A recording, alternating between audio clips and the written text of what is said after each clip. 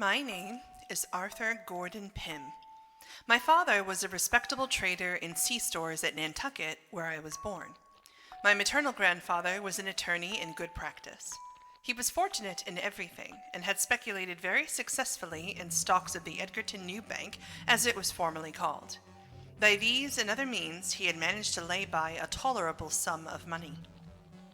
He was more attached to myself, I believe, than to any other person in the world, and I expected to inherit the most of his property at his death.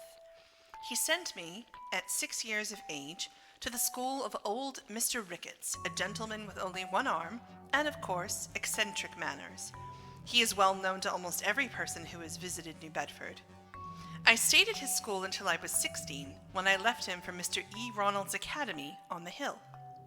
Here, I became intimate with the son of Mr. Barnard, a sea captain, who generally sailed in the employ of Lloyd and Vredenburgh. Mr. Barnard is also very well known in New Bedford and has many relations, I am certain, in Edgarton. His son was named Augustus, and he was nearly 2 years older than myself. He had been on a whaling voyage with his father in the John Donaldson, and was always talking to me of his adventures in the South Pacific Ocean. I used frequently to go home with him and remain all day and sometimes all night. We occupied the same bed, and he would be sure to keep me awake until almost light, telling me stories of the natives of the island of Tinian and other places he had visited in his travels. At last, I could not help being interested in what he said, and by degrees I felt the greatest desire to go to sea. I owned a sailboat called the Ariel, and worth about $75. She had a half-deck or cuddy and was rigged sloop fashion. I forget her tonnage, but she would hold 10 persons without much crowding. In this boat, we were in the habit of going on some of the maddest freaks in the world, and when I now think of them, it appears to me 1,000 wonders that I am alive today. I will relate one of these adventures by way of introduction to a longer and more momentous narrative. One night there was a party at Mr. Barnard's, and both Augustus and myself were not a little intoxicated towards the close of it. As usual in such cases, I took part of his bed in preference to going home. He went to sleep, as I thought, very quietly, it being near 1 when the party broke up, and without saying a word on his favorite topic. It might have been half an hour from the time of our getting in bed, and I was just falling into a doze, when he suddenly started up, and more with a terrible oath swore that he would not go to sleep for any Arthur Pym in Christendom when there was so glorious a breeze from the southwest. I never was so astonished in my life, not knowing what he intended, and thinking that the wines and liquors he had drunk had set him entirely beside himself. He proceeded to talk very coolly, however, saying he knew that I supposed him intoxicated, but that he was never more sober in his life. He was only tired, he added, of lying in bed on such a fine night, like a dog, and was determined to get up and dress and go out on a frolic with the boat. I can hardly tell what possessed me, but the words were no sooner out of his mouth than I felt a thrill of the greatest excitement and pleasure, and thought his mad idea one of the most delightful and most reasonable things in the world. It was blowing almost a gale, and the weather was very cold, it being late in October. I sprang out of bed, nevertheless, in a kind of ecstasy, and told him I was quite as brave as himself, and quite as tired as he was of lying in bed like a dog, and quite as ready for any fun or frolic as any Augustus Barnard in Nantucket. We lost no time in getting on our clothes and hurrying down to the boat. She was lying at the old decayed wharf by the lumber yard of Pankey and Company, and almost thumping her sides out against the rough logs. Augustus got into her and bailed her, for she was nearly half full of water. This being done, we hoisted jib and mainsail, kept full, and started boldly out to sea. The wind, as I said before, blew freshly from the southwest. The night was very clear and cold. Augustus had taken the helm, and I stationed myself by the mast on the deck of the cuddy. We flew along at a great rate, neither of us having said a word since casting loose from the wharf. I now asked my companion what course he intended to steer, and what time he thought it probable we should get back. He whistled for a few minutes and then said crustily, "I am going to sea. You may go home if you think proper." Turning my eyes upon him, I perceived at once that, in spite of his assumed nonchalance, he was greatly agitated.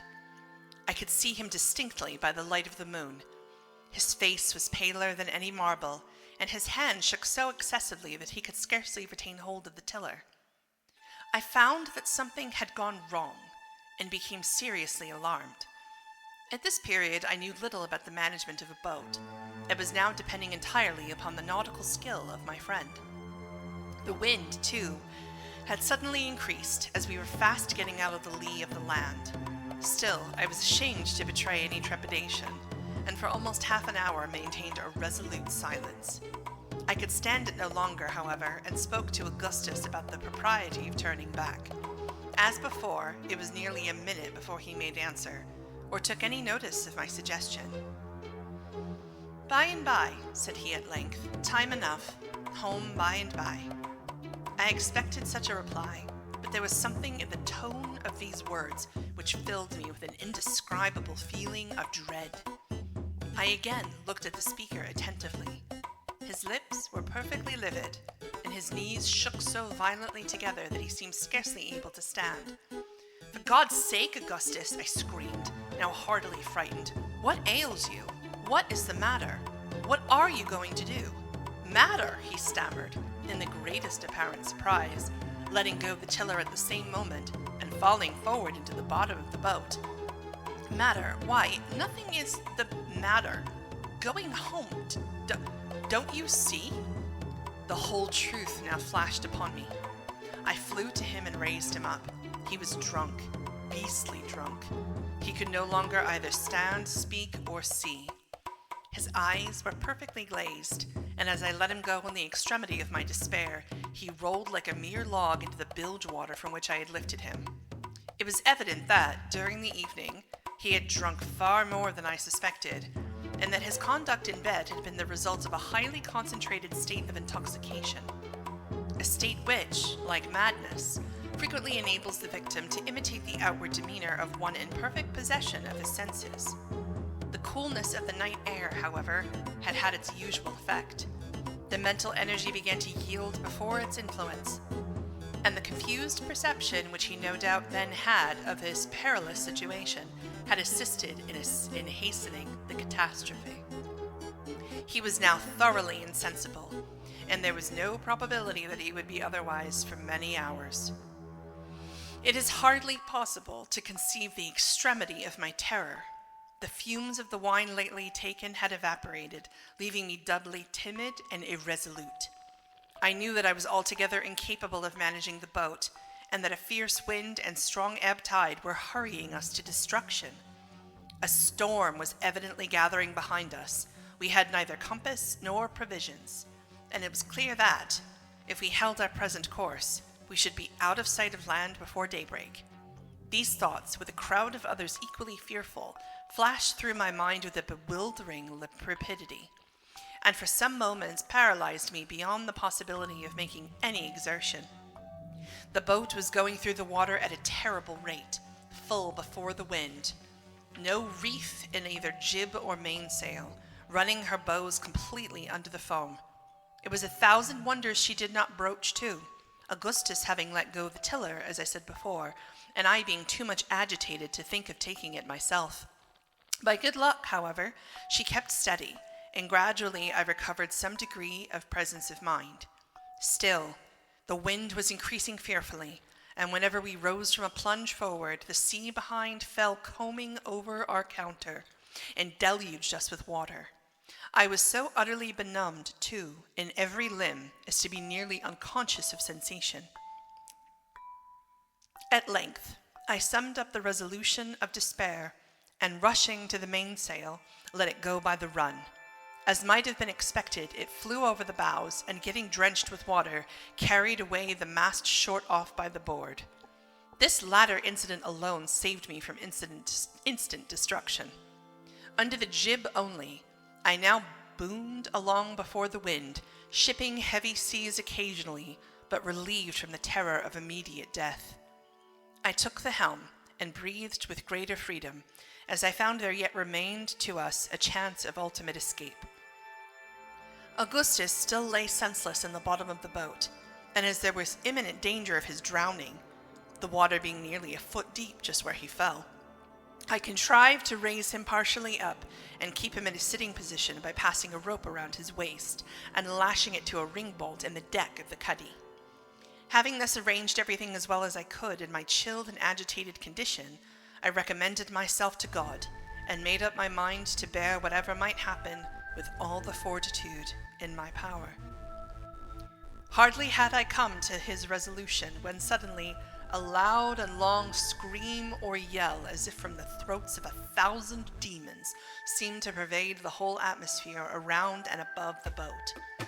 Never while I live shall I forget the intense agony of terror I experienced at that moment. My hair stood erect on my head. I felt the blood congealing in my veins. My heart ceased utterly to beat. And without having once raised my eyes to learn the source of my alarm, I tumbled headlong and insensible upon the body of my fallen companion. I found myself, upon reviving, in the cabin of a large whaling ship, the Penguin, bound to Nantucket. Several persons were standing over me, and Augustus, paler than death, was busily occupied in chafing my hands. Upon seeing me open my eyes, his exclamation of gratitude and joy excited alternate laughter and tears from the rough-looking personages who were present. The mystery of our being in existence was now soon explained. We had been run down by the whaling ship, which was close-hauled, beating up to Nantucket with every sail she could venture to set, and consequently running almost at right angles to our own course. Several men were on the lookout forward, but did not perceive our boat until it was an impossibility to avoid coming in contact. Their shouts of warning upon seeing us were what so terribly alarmed me. The huge ship, I was told, rolled immediately over us with as much ease as our own little vessel would have passed over a feather, and without the least perceptible impediment to her progress. Not a scream arose from the deck of the Victim.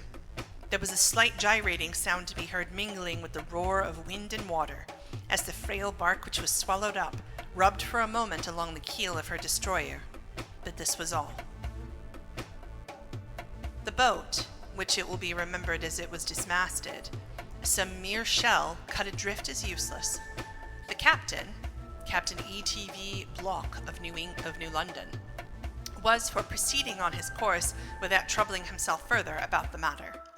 Luckily, there were two of the lookout who swore positively to having seen some person at our helm, and represented the possibility of yet saving him. A discussion ensued when Block grew angry, and after a while said that it was no business of his to be eternally watching for eggshells, that the ship should not put about for any such nonsense, and if there was a man run down, it was nobody's fault but his own. He might drown and be damned, or some language to that effect.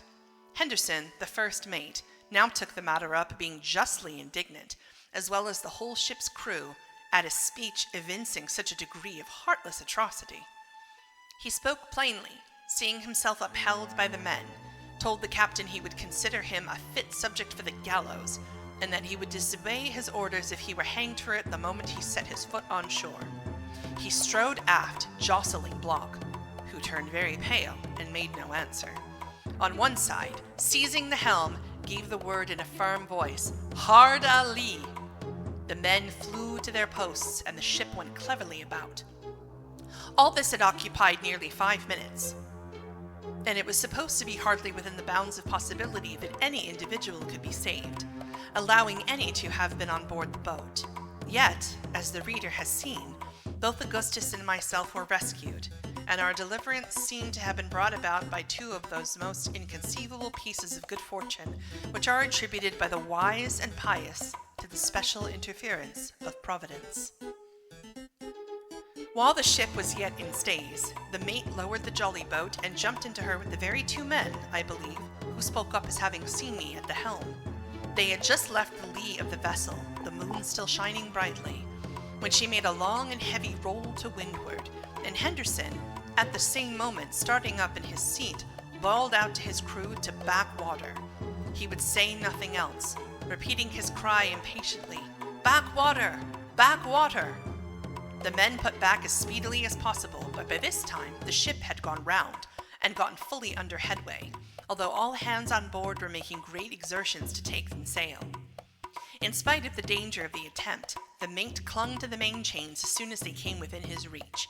Another huge lurch now brought the starboard side of the vessel out of water nearly as far as her keel, when the cause of his anxiety was rendered obvious enough. The body of a man was seen to be affixed in the most singular manner to the smooth and shining bottom. The penguin was coppered and copper fastened, and beating violently against it with every movement of the hull. After several ineffectual efforts made during the lurches of the ship, and at the imminent risk of swamping the boat, I was finally disengaged from my perilous situation and taken on board, for the body proved to be my own.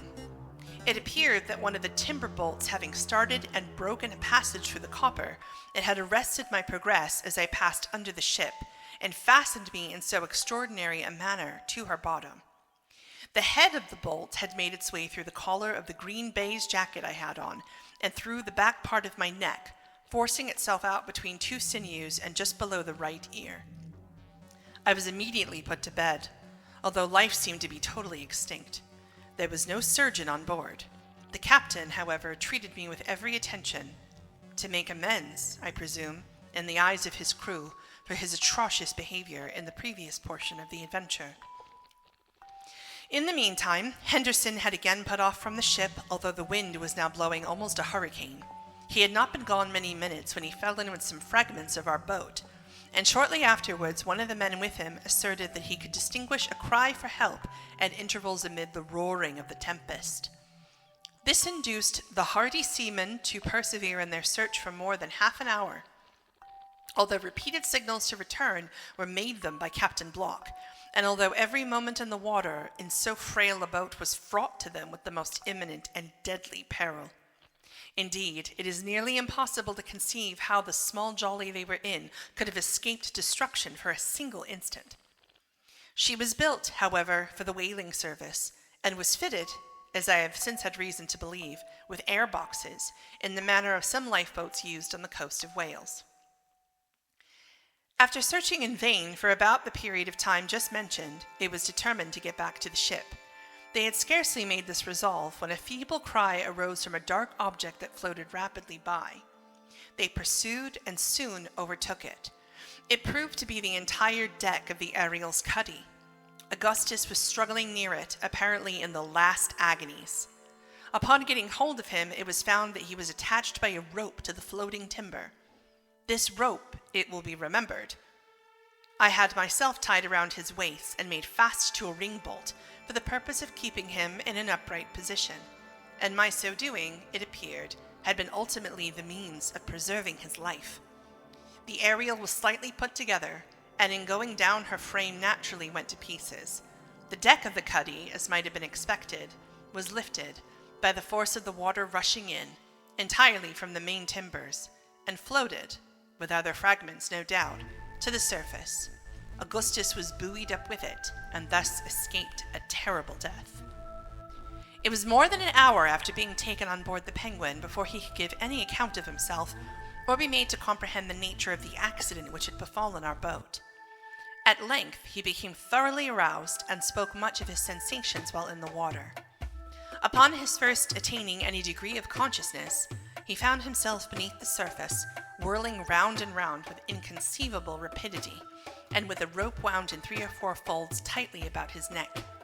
In an instant afterwards he felt himself rapidly going upward, when, his head striking violently against a hard substance, he again relapsed into insensibility. Upon once more reviving, he was in fuller possession of his reason. This was still, however, in the greatest degree clouded and confused. He now knew that some accident had occurred, and that he was in the water, although his mouth was above the surface, and he could breathe with some freedom. Possibly at this period the deck was drifting rapidly before the wind, and drawing him after it, he floated upon his back. Of course, as long as he could have retained this position, it would have been nearly impossible that he should be drowned. Presently a surge threw him directly athwart the deck, and this post he endeavored to maintain. screaming at intervals for help. Just before he was discovered by Mr. Henderson, he had been obliged to relax his hold through exhaustion and, falling into the sea, had given himself up for lost. During the whole period of his struggles, he had not the faintest recollection of the Ariel, nor of any matters in connection with the source of his disaster. A vague feeling of terror and despair had taken entire possession of his faculties. When he was finally picked up, every power of his mind had failed him, and as before said, it was nearly an hour after getting on board the Penguin before he became fully aware of his condition. In regard to myself, I was resuscitated from a state bordering very nearly upon death, and after every other means had been tried in vain for 3 hours and a half, by vigorous friction with flannels bathed in hot oil, a proceeding suggested by Augustus. The wound in my neck, although of an ugly appearance, proved of real little consequence, and I soon recovered from its effects. The Penguin got into port about 9 o'clock in the morning after encountering one of the severest gales ever experienced off Nantucket. Both Augustus and myself managed to appear at Mr. Barnard's in time for breakfast, which luckily was somewhat late owing to the party overnight. I suppose all at the table were much too fatigued themselves to notice our jaded appearance. Of course, it would not have borne a very rigid scrutiny. Schoolboys, however, can accomplish wonders in the way of deception, and I verily believe not one of our friends in Nantucket had the slightest suspicion that the terrible story told by some sailors in town of their having run down a vessel at sea and drowned some 30 or 40 devils had reference either to the Ariel, my companion, or myself. We too have since very frequently talked the matter over, but never without a shudder. In one of our conversations, Augustus frankly confessed to me that in his whole life he had at no time experienced so excruciating a sense of dismay as when on board our little boat he first discovered the extent of his intoxication and felt himself sinking beneath its influence.